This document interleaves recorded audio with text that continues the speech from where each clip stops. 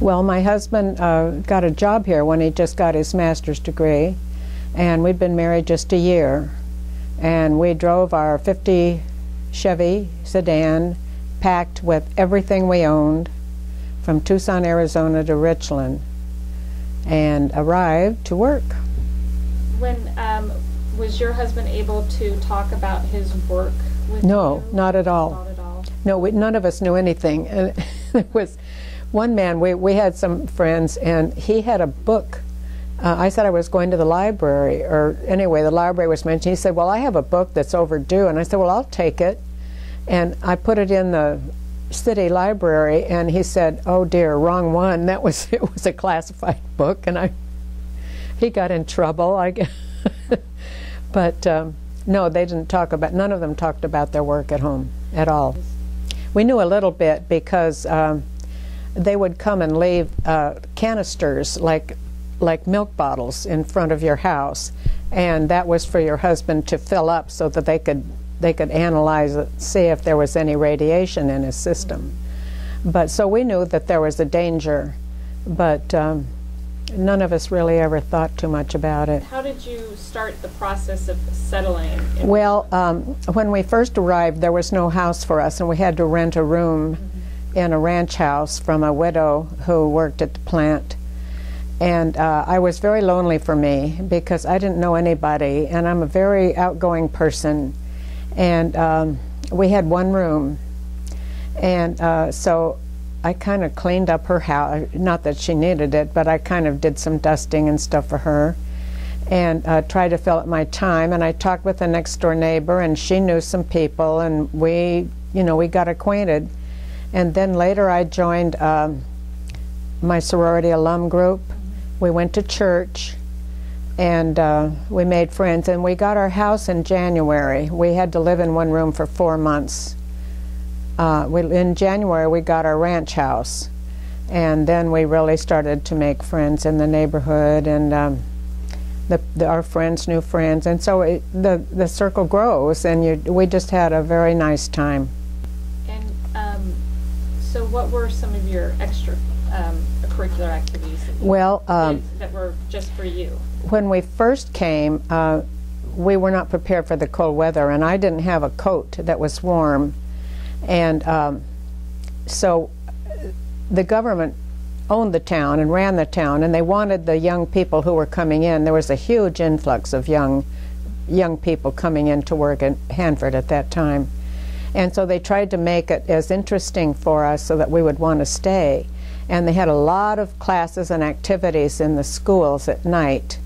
And I took a tailoring course and made a warm wool coat for myself, and he took woodworking and made a bookcase for, if we ever got a house, we'd have a bookcase.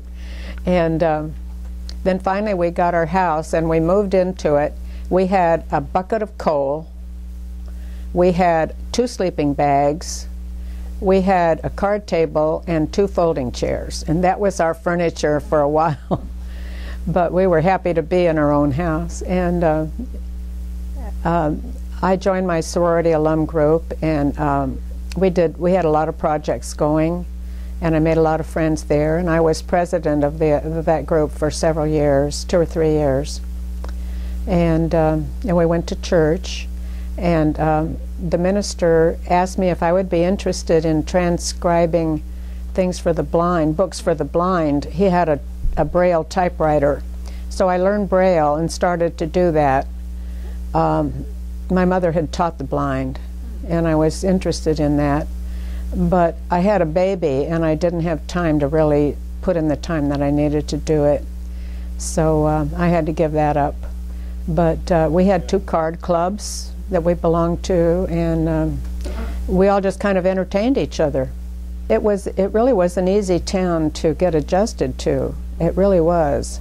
There was nothing to do, really. There was 1 bar and 2 movie theaters, and very little shopping. But we had a croquet set, and we decided that it would be fun to play croquet in the summer in our front yard. And my husband asked the other guys in the neighborhood, and everybody loved to play. So every night we'd play, or every evening after dinner, we would play croquet in the front yard, and we sit around, have a beer afterwards, and talk. It was just, things like that were just fun to do. Simple activities that were just fun to do. So having your child here. Yeah, my child. So how was that for you to be away from your family and here? Well, it was just fine. Everybody, not everybody, but most of the people that lived in Richland were more or less the same age, within, you know, a 10-year radius. And most of us were having children, and we helped each other out. And when my daughter Ruth was born, my mother-in-law came and stayed for several weeks to help out. And then when my son Bill was born 2 years later, we were on our own, but that was okay.